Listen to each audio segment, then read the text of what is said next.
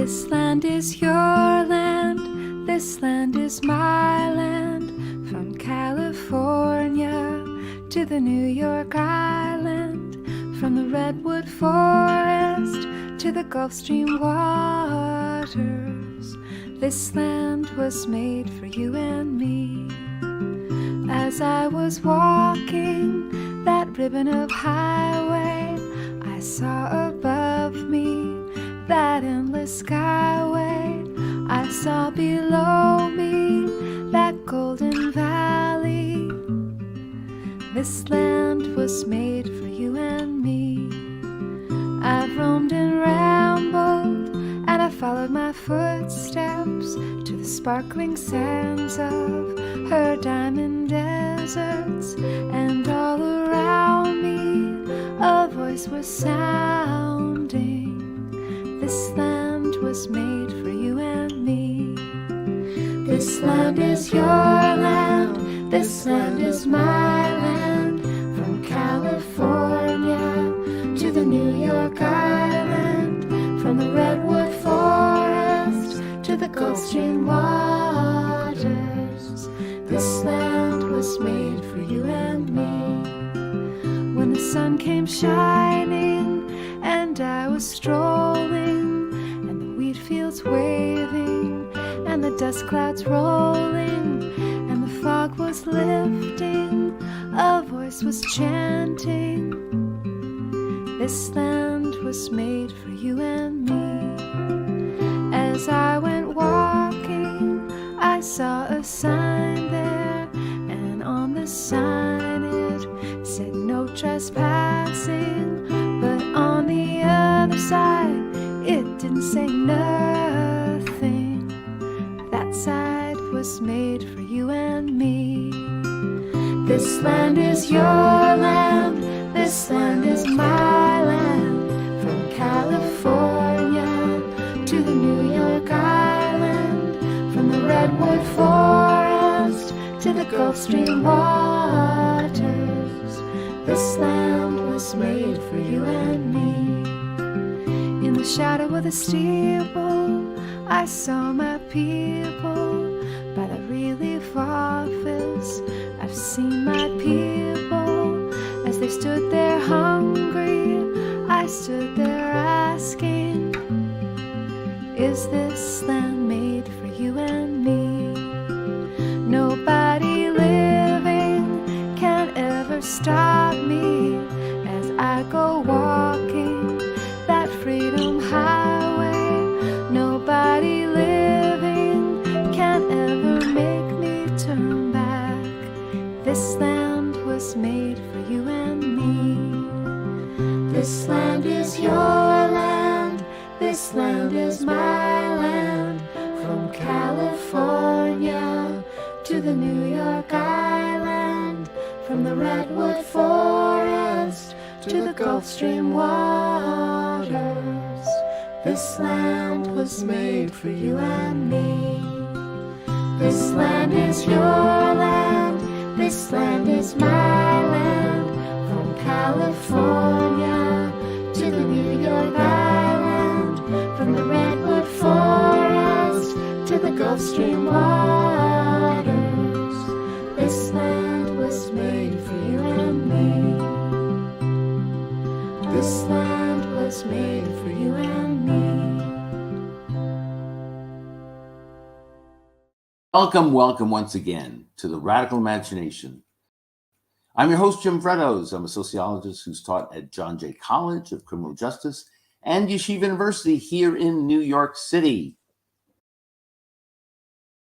Most Americans would be surprised to learn that the words democracy and political parties don't appear in the Declaration of Independence or the Constitution of the United States.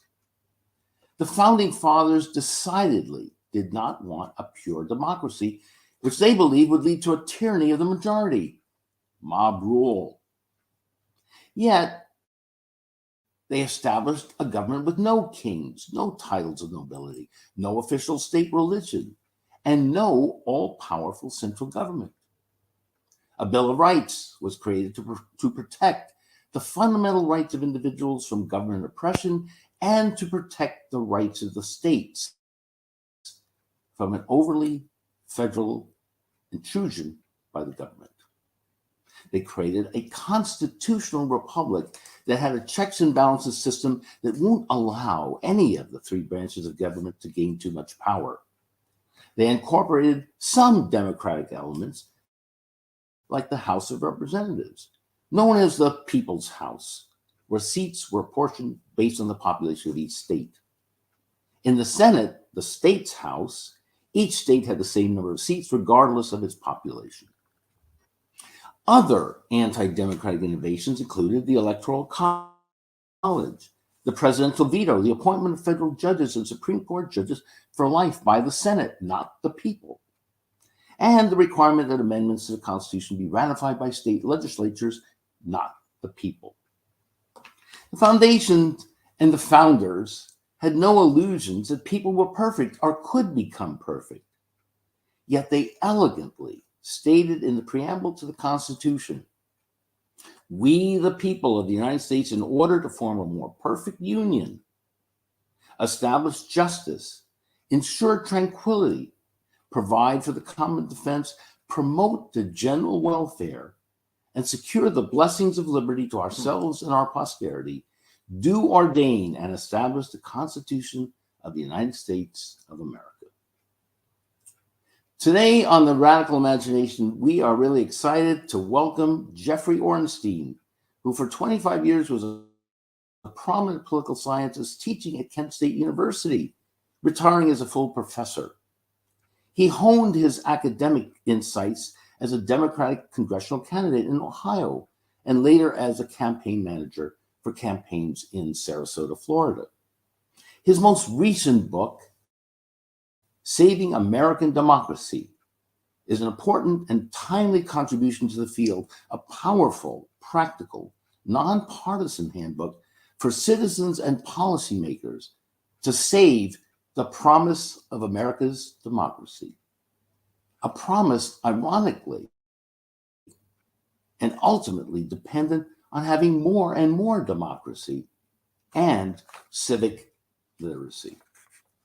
So, Jeffrey, thank you so much. Glad to be here, Jim. Yes, well, we should tell our audience, of course, we're not in New York City, but we're in Florida here in Sarasota, beautiful, sunny Sarasota. And we're in your office, and we see a picture of ex-president, former President Obama behind you. It's a book cover, actually. The book cover, terrific. Okay, I've got my glasses off. And I'm just so thrilled to have you here to discuss saving American democracy. And let's lay some of the foundation here.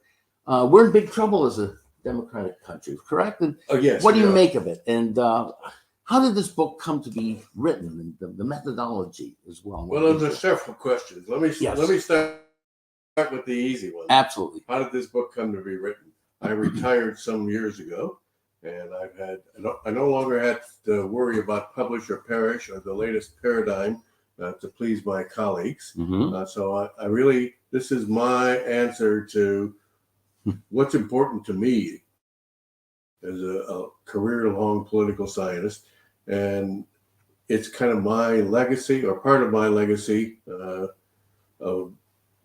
my former students, to my former colleagues, and to the people who are participants in the American political system, or unfortunately would be participants in the American political system. So it came about just because I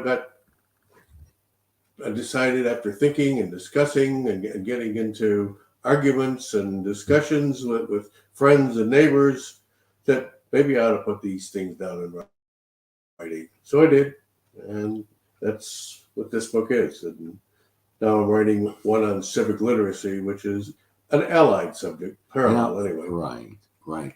So it was also, interestingly enough, as we are two academics here, that you had to leave the academic world to feel free enough, in a sense, to do the sort of excellent job you did do. Yeah, I wrote a lot of stuff while I was an academic. Absolutely, of course. But a lot of that course. was under the pressure of deadlines and Publishing, tenures. yeah, and, so that's right. So you really get into the crux of the crisis that America is facing, and again, how would you describe that well, in terms of democracy? Let's start from the beginning. Okay, Before I describe the crisis of American democracy, let's talk about what democracy is. good point. Absolutely. It's an ancient way of governing. It's a process and a philosophy all rolled up into one. The classical Greeks in the era of Pericles practiced a form of democracy, as long as you were white, male, and property, and from the right area. Athens mainly, right? Yeah. Athenian. Right. Correct. Democracy is basically, it comes from two Greek words, and I'm not going to try to pronounce ancient Greek, but they're translated into power and people. Demos for people, and Ocracy for power. At any rate. But it's interesting that this from the very beginning, issues of power, which is central to political sciences, are introduced, correct? Power is always, whenever there's an assemblage of people and they need to have a public sphere and to have things done, they have to decide who's going to do them and who's going to decide how long the people who are doing these things and in what manner the people who are doing these things are going to stay in power. So yeah, of course, it's, power is a universal, whether you're talking about democracy, which is rule of the many, or theocracy, which is rule of the priesthood, so to speak, or oligarchy, which is rule of the few, or dictatorship, which is essentially rule of one, although there is no such thing as rule of one. All dictatorships are oligarchic, as we can see by what's going on in Russia at the present time. Right. So anyways, democracy is, that's what democracy is. It comes in two major varieties. The simplest variety, which is impractical when the American political system was created, is direct democracy. However many people you have a show of hands, and the ayes have it, so to speak. Would you use the term participatory democracy? It is participatory democracy. That's another term for the same thing, direct or participatory. And maybe remind our audience how many people, in fact, were in this democratic system in Athens. Wasn't it just a few thousand? Right? 20,000 at most. Yeah. So it's a small. It was a small elite, and it was democratic within that elite. Right. If you happen to be a resident alien or a slave, which is different than the slavery in the American political system, still no more pleasant. Frankly. So there were contradictions from the very beginning. There's always there is no such thing as a perfect form of government. As Winston Churchill is fond of saying, democracy is the worst system that's ever been invented by man, except for all the others. Anyways, back to where I was. Right. Direct democracy or participatory democracy is, for the first time in history, really, probably practical today because of modern electronic means of communication. It was clearly impractical in 1787 when the Constitutional Convention convened. So I don't fault the writers of the Constitution for not embracing participatory democracy, but I do fault the rest of us for not keeping up with the 21st century.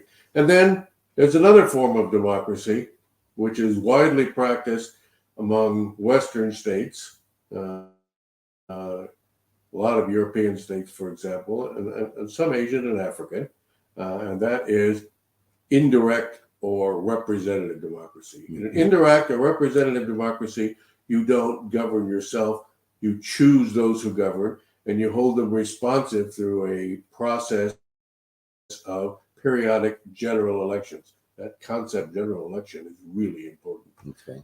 Right. We don't have them in this country. We'll get back to that. We'll get that in a minute. Yeah. But in other words, reflecting the will of the people who voted them in.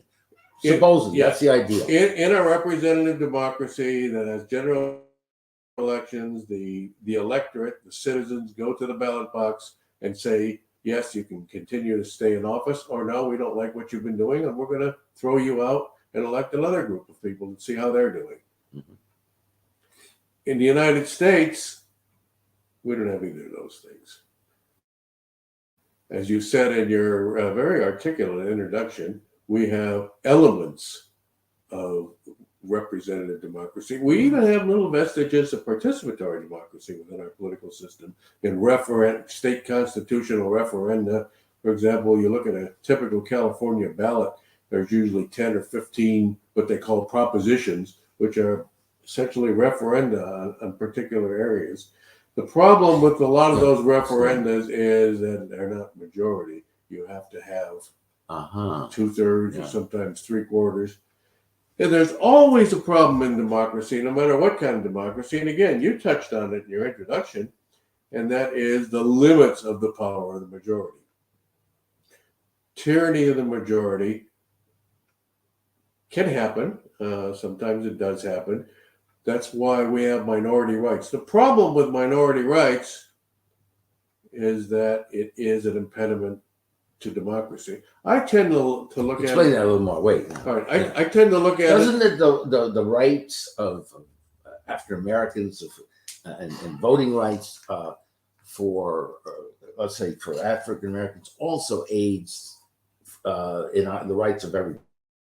Yes. Right. So how is it restricted? That's what I'm about to say. Okay. All right. What is a right? A right is a moral claim. Uh-huh. Sometimes it's actually codified into law or cultural practice. Sometimes it's just a moral claim. Do I have a right to kill you? Well, supposedly I do. I don't think it's moral or ethical, and I have no intention of doing so. And by saying, if you say to me, you can't kill me, you have restricted my right to do anything I want. Right. So any limits when I'm saying there, okay, you can't look at rights without looking at obligations within the political system. Obligations are what we should owe to each other and what we do owe to each other on a moral basis. You can think of it instead, a parallel concept which may be easier to grasp is liberty versus equality. Equality is a wonderful thing, and we all like it. Well, not all, but most of us like equality anyway. Okay. Liberty is a wonderful thing, and we all like that, or most of us. The problem is that my liberty and your equality can be in conflict. The only way to handle that conflict sensibly in a reasonable society is to balance them. I was just going to say, isn't that the key? Yeah, it is. A balance, and how And that that's comes to be defined. And aren't we so out of balance? we are in so many ways. We're very out of balance. And but that's where minority rights or restrictions on tyranny of the majority come in. but you mentioned the okay, go ahead. You mentioned the Bill of Rights. Yeah. You know, we have a very lofty view of the Bill of Rights. Mostly, the Bill of Rights was forced on James Madison and others. The original Constitution was envisioned without that. It was forced on them in order for it to get ratified because some of the states said, we're not voting for ratification unless you include this Bill of Rights. Mm-hmm. So while there are some nice things in the Bill of Rights, there are some things that are honored more in principle rather than Such as give us an example. Oh, freedom of speech. Here in Florida, we have a rather repressive environment these days with a governor who is attacking freedom of speech, in my opinion, on a regular basis. Or to read what you want to read, in a sense, especially in Yeah. schools. But yeah, okay, so right. As I said, that's honored in principle. Governor DeSantis will say he is a proponent of freedom of speech, but he also is a proponent of censorship and restricting freedom of speech, and has had the legislature, a willing legislature, pass all kinds of laws restricting the academic freedom of K through 12 teachers, of university professors. He's now going after individual classroom libraries. Yeah, wow. It's oppressive government. It's potentially oppressive, and it's our potential is real. Yeah, it's getting worse every day. So where does the But Bill we of elected Rights? him. If we're talking about democracy, he was elected by a fairly strong majority. Well, let's get back to that. The strong majority is also a reflection of certain power interests. Correct? Of course. Of course. All right. So would you say that DeSantis represents the true will and best interests of the majority of people in the state? No. Okay. If you want a one-word answer, yeah, we're not taking the Yeah. surveys, but yeah, a lot of people voted for DeSantis, and A lot of people, DeSantis made a lot of promises that he was going to be an environmentalist and he was going to do this and that, and use make Florida a business haven. And he has been okay on the environment. He's got some areas where he could do better, but he's been better than his predecessor governors. We don't have a great track record in Florida on environmental protection, overdevelopment, Yeah. and so on. So what does one do? We wait till the next election to vote him out, or or would there be the same power elite, using that political science term, C. Rotten Mills, power elite? That's actually a sociological. Sociological. We'll Well, let yeah. we'll let you have that one. He's a political sociologist. All right. But so the thing is, right. Does it make that much difference? Do we really have a viable two-party system, or are they more or less reflecting? Not in Florida. Not in Florida. Well, The one can Democratic argue- Party of Florida is weak, unorganized, underfunded, and has not been competitive for the last decade. Okay. In the United States, on the national level, yes, we do have a fairly competitive two-party system.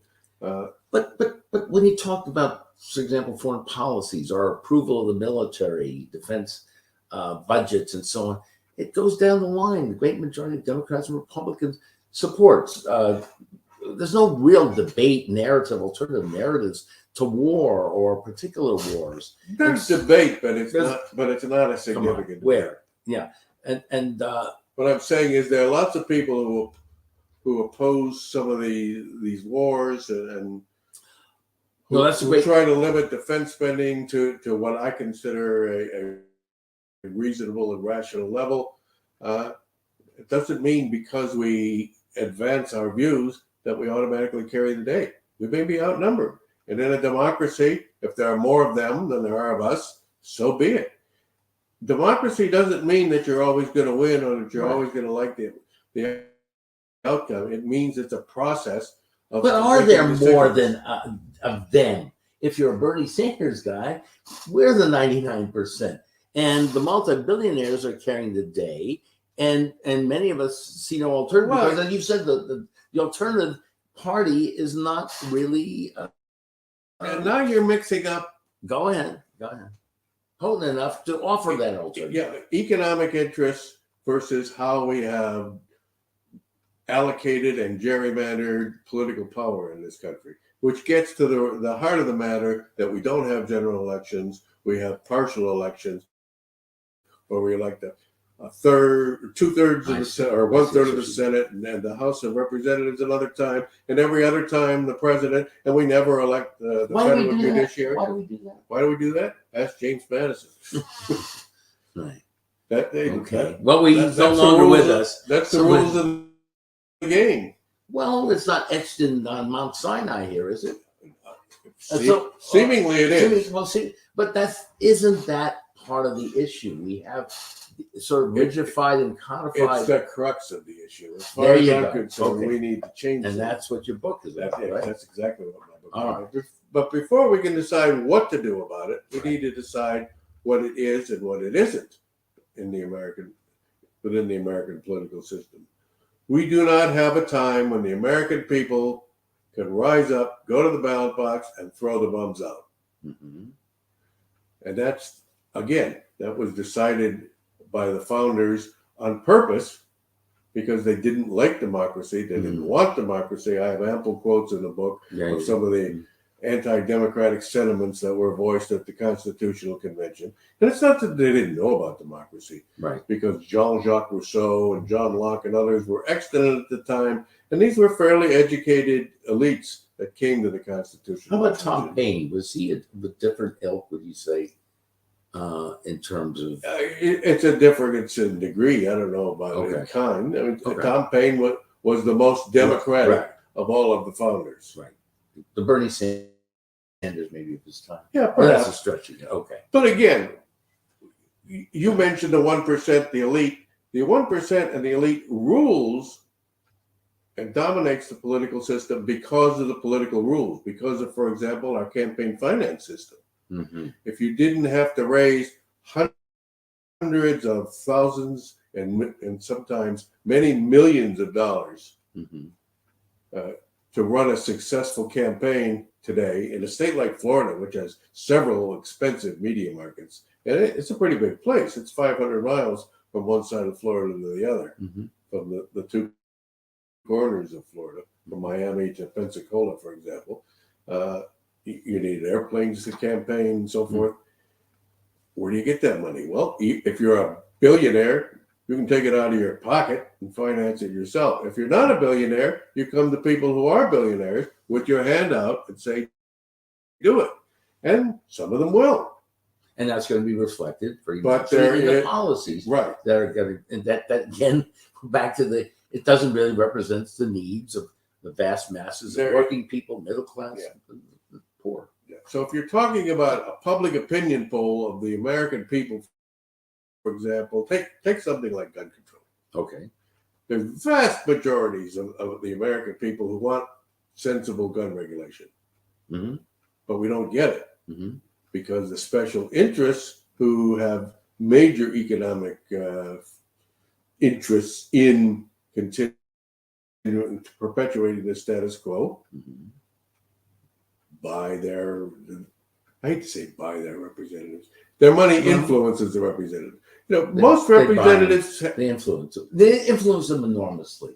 Yeah, and it's not just in the South. It's a continuum. Tammany Hall. Oh, I know. Okay, so and you're a New Yorker too. You've been, no, I'm not a New Yorker. Well, that's right, from Ohio. You spent a little. That's right. I spent time in New York, but I'm a Clevelander. Really. All right. Well, you had that. I still root for the Crazy Browns. Okay. Well, yeah. Well, I don't even know where they ended up this year, but anyway, toward the bottom. Toward the bottom. Okay, but as usual. Yeah. So again, but from the very beginning, economic interest, and let's move in racial issues, slavery. That's one of the things that really divided the country too from the very beginning, right? It certainly certain states, and so these arrangements were made. First of all, the Constitutional Convention was our second constitution. Yes. We had the Articles of Confederation, which was a major flop. Right. Because it basically ineffectual. It was ineffectual and allowed each of the colonies veto power. Right. So that doesn't work out very well. Right.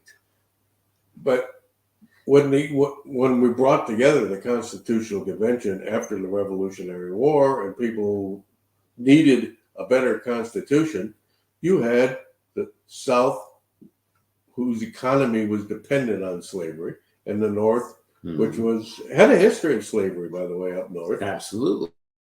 But was heavily invested in the Southern perpetuation of it. But at least we're willing to voice the possibility that they should end it. So you had a various series of compromises. A compromise between an okay position and evil is not necessarily a good compromise.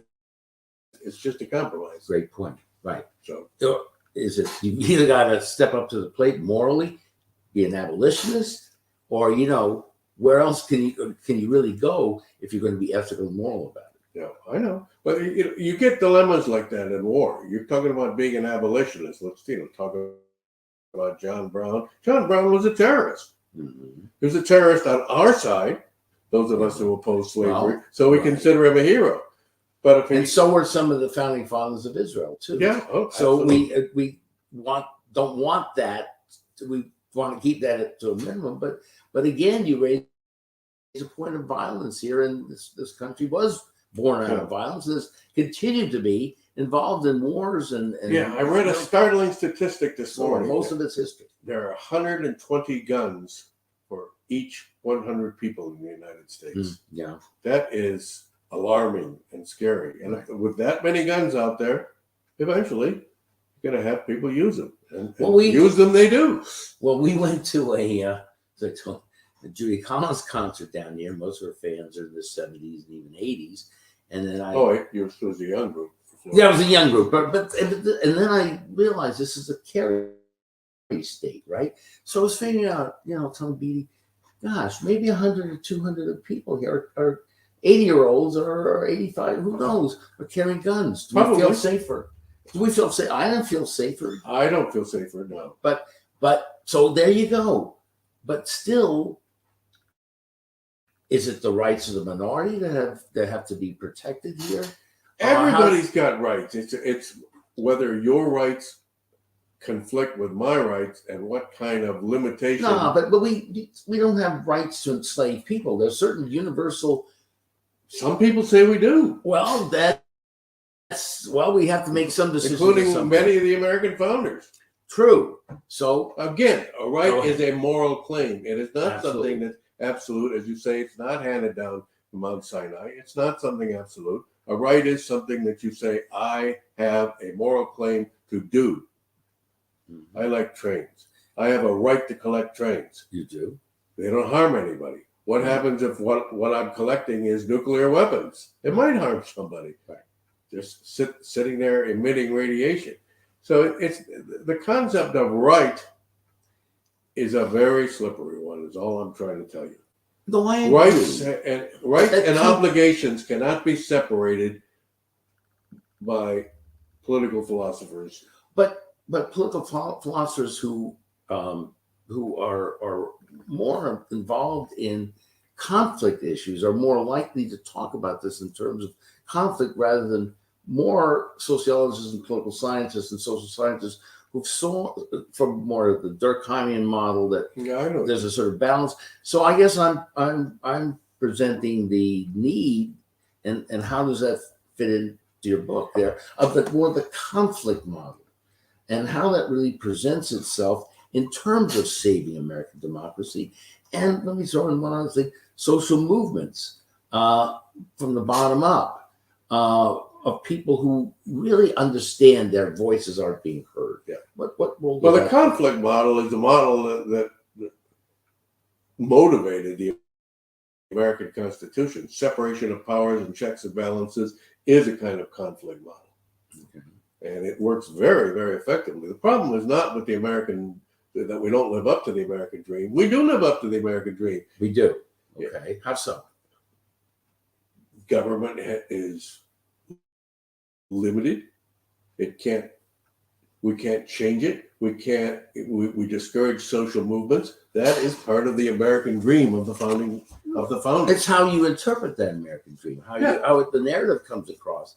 I mean, as a New Yorker, look at Lady Liberty, and I think we welcome the immigrants. My people came as immigrants, and so on. And that preamble. All right. So my grandparents came over at the turn of the 20th century. Promote the general welfare, establish justice, and so on.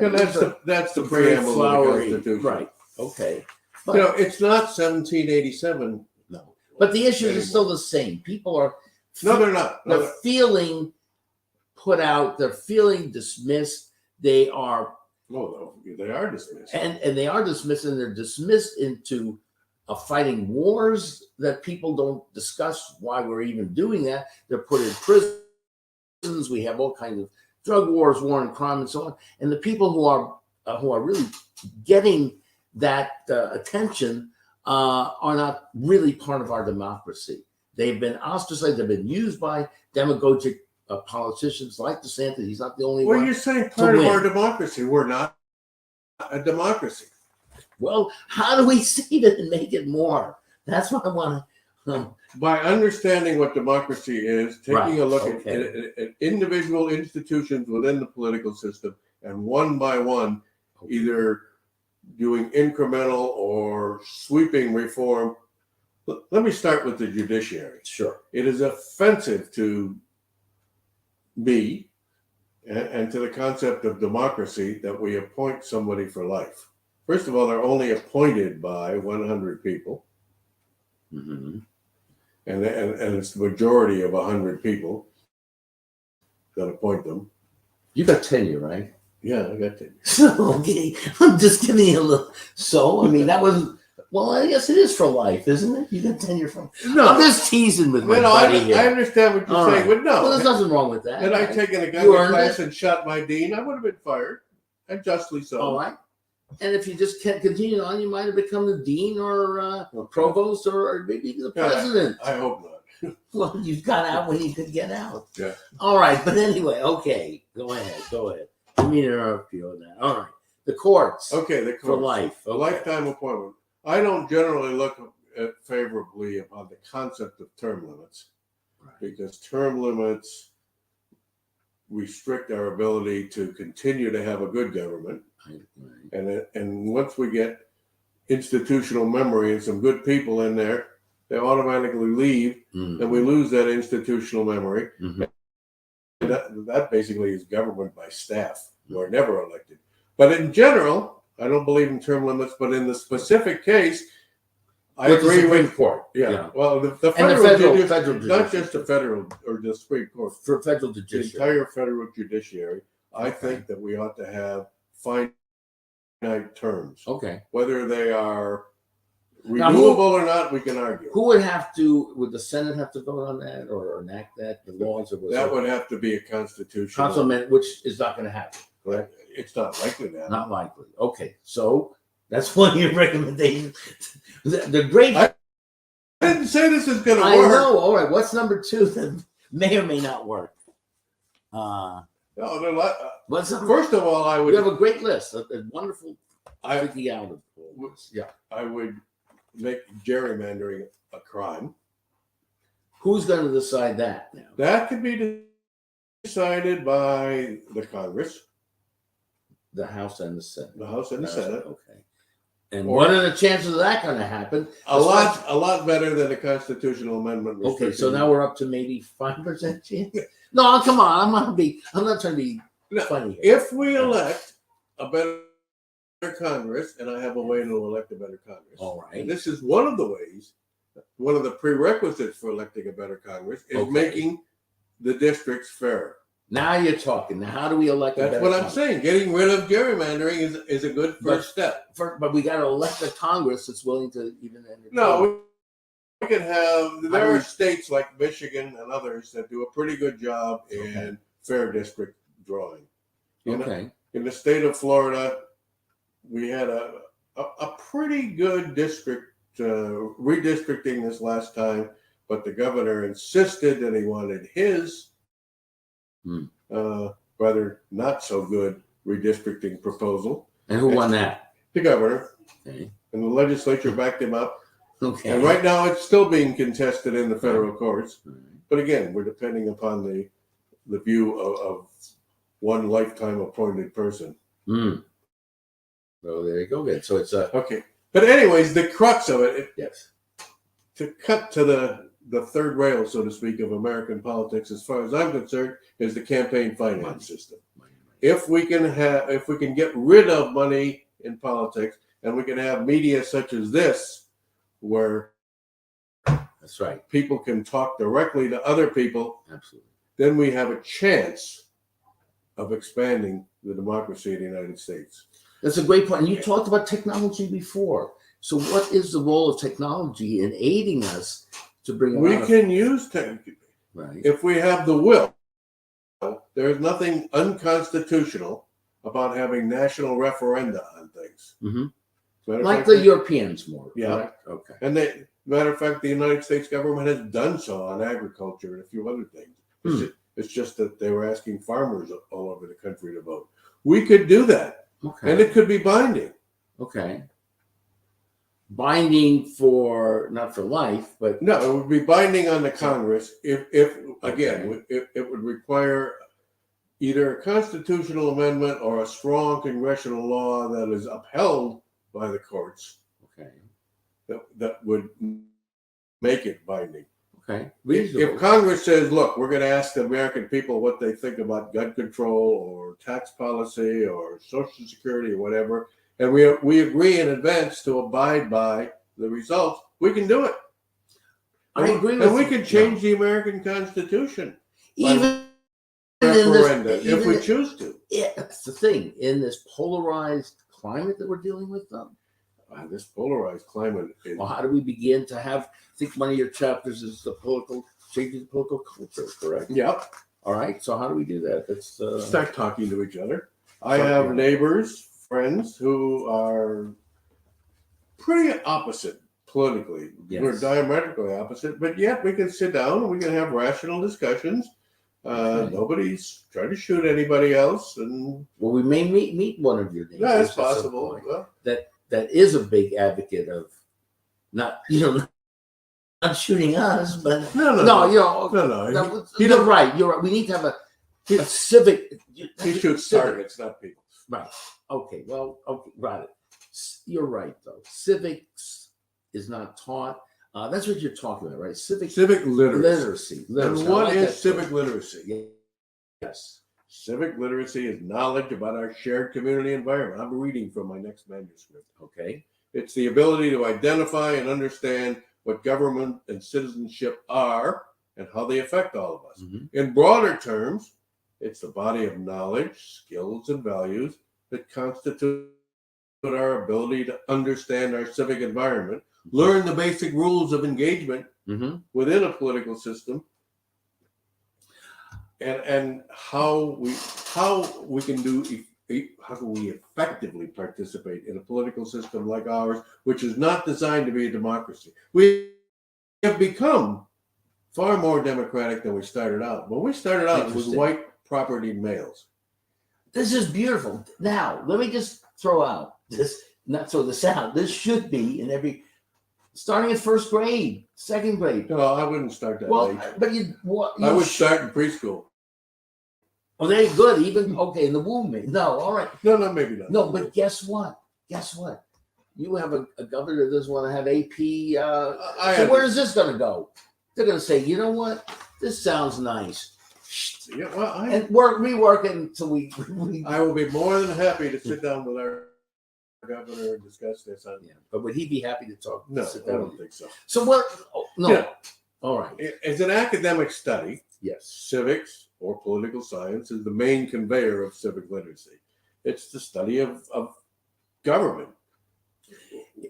Who gets what, when, and how is a classic definition that political scientists use for what government is, and citizenship. It's a branch of education that deals with civic affairs. If we educate people, people will probably not vote for censorship. I totally agree. You know that. And Yeah, I know. we kid around a little bit here, but you know what I also say, especially for these young kids now and starting college and high school, you know where they get their education? You know, in the jails, protesting. This is where they're really seeing how the system works and operates, and especially for the white middle class kids, it's an eye opener. Yeah. And unfortunately, this is the education that, you know, whether it's Extinction Rebellion or Black Lives Matter, or I did my thing with the stop and frisk. I mean, that was one of the things I used to have my students read is Letter from a Birmingham Jail by Martin Luther King. Well, that's the limits, as you were saying. The limits. I've taken my students when I was at Yeshiva to Rikers Island. Yeah. Okay, now now it's an interesting question. If I decide to demonstrate, trust my free choice. Not in Florida. Well, no, what I'm saying. We have a new law in Florida to get arrested. To protest something, get arrested. Yeah. I would not encourage my students. I said, look, this is what I'm doing. But on the other hand, if they come and say, listen, we've come to the point where we want to do that, I'm not going to hold them back. Well, I don't think you should hold them Right, back. of course not. But you also need to warn them of That the consequences absolutely of civil disobedience and educate them into the most effective ways of getting their voice heard. And sometimes that's civil disobedience. Agreed. Sometimes it's working through the democratic process. There's all kinds of ways of doing it. But the malaise, I think that's how you start the book too, the malaise that we feel in over and over and over again. And we're about similar age, Yeah. and the same issues that we were talking about back in the 60s are even now even more exacerbated. These are polarizing times. We don't have that much time anymore. We really don't. I mean, we're gonna go. Literally. No, we hopefully. Hopefully the students that we taught Right.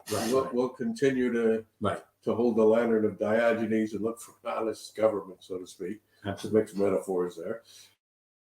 Well, actually, one of the guys that I got arrested was Randy Credico, who was famous. One of the things, he's a comedian, he went up to Albany, the state capital there, dressed as Diogenes, looking for an honest politician. But that's the sort of. I'm sure there are some at Albany. I'm sure there are some in Tallahassee. Absolutely. All politicians are not evil. Right. No. In fact, as far as I'm concerned, politics is an honorable, reasonable, decent profession. The problem is you and JFK. I think that was the last politician who said that. The rules of the game are getting more and more restrictive. It's getting more and more expensive. Today, a United States senator in a 6-year term has to raise about $22,000 per day. 365 days a year for 6 straight years in order to be competitive. So how does he do that? Well, you have to spend a lot of time on the phone, and you have to spend a lot of time talking with special interests and raising money. When I ran for Congress, I lost, by the way. Anyway, but you got what, $55,000? Yes. Yeah, I ran against a 7-term incumbent. I knew I was going to lose, but I made him spend their money. Okay. There you go. All right. Yeah. So, but at any rate, I was desperate. My whole campaign budget was like $25,000. Even then, in 1982, that was a paltry sum. I was outspent about 6 or 7 to 1. If you had the money, could you have won? No, because the district was gerrymandered, and he was popular, and he had the media on his side. Did you have a radically different message, or? Yes, I did. You did, and so I was running as a liberal Democrat against a conservative Republican. I guess depends on what you call a radically different message. Okay. Within the spectrum of American politics, it was a different message. It was not way out. Somehow didn't resonate with the majority. And why do you think not? I just told you. Money, media, popularity. He was endorsed predictably. He had the levers of power and that you couldn't match. What were you going to do for them? Yeah, what I suggested, a lot of people, 55,000 people said that makes sense to me. That's a lot. But 75,000 people said it made sense to him. So, or 80, I don't remember how many votes he got. I just remember I got 55,000 votes, which amazed me. I figured my wife and my grandmother would be the only votes I got, plus myself. So you're also working at a local level, correct? You're a freelance journalist and author and still activist. You were a campaign manager fairly recently. Yeah. So you continue the good fight. Until they throw me in the ground or burn me or whatever they're going to do with me after I'm gone. I'll continue to fight. I don't know how effective or not. I'm starting a new organization now. Tell us about it. It's called First Responders for Democracy. It's basically to promote this civic literacy because I've become, in my old age, and I am old, I've become increasingly convinced that if we knew more and we thought more about rights and values and obligations, we would probably act less stupidly and demand more reforms. I agree. So your strategy is to what? Talk to churches and civic groups and anybody who wants to listen. I'd love to be able to get into schools, but that's not going to happen in Florida. How about universities? Well, maybe. Right now, there was an article in the Sarasota Herald Tribune this morning about how the chilling effect of the DeSantis policies on academic freedom among professors. But that should be maybe something you can take people are alert to that. This is an opportunity to show how fascistic it can be. And the alternative, we need something else. We need I alternatives. agree. That's why So I'm that's- speaking out. there you go. What I'm saying is I have no illusion that because I'm speaking out, it's necessarily going to change things like that. But I will continue to paraphrase a TV name of a TV show, fight the good fight. Right. And I apologize to our viewers there. I just was put my glasses on. Maybe you could see. We're running out of time here, right? Yeah, we are. We got What do we have? 45 minutes. And we got 46 minutes in. So, Okay, so we only have 2 minutes left. So last words here. Somehow, is this in the library? Sarasota Library? Yeah, it's probably in the Sarasota Library. It's available on Amazon. Saving Saving American American How we Democracy. the people could be truly represented in our own government. And I think it's a magnificent book. And it's Well, Thank it's you. a I handbook. appreciate that. And it is bipartisan in a sense, as I think I mentioned in the introduction. So we've got to get to that level where we're not calling each other enemies and stop the polarization and have this sort of serious and Last time the interesting- American public was this polarized was in the 1850s. And if you remember your history, that didn't turn out too well. So that tells us a lot about what needs to be done now. And we, as I say, we don't have as much time to get this right. And we need to do it because with ecological devastation, possibly nuclear war, we're 90 seconds to midnight on the doomsday. These are not happy times. Not happy times, but we have a book. We have people like Jeffrey out there and doing the good fight. And we appreciate so much that you came on the show today. My pleasure. And Anytime. Jeff, take care, man. Thank you. All right. You And too. thank you also very, very much for watching us here on The Radical Imagination. This is Jim Verdos. We'll see you again next week on The Radical Imagination.